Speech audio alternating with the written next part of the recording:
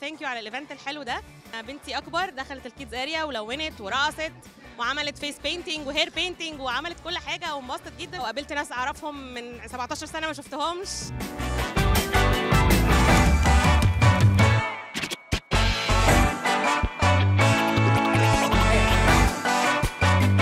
I joined راحة بالي من حوالي 4 سنين.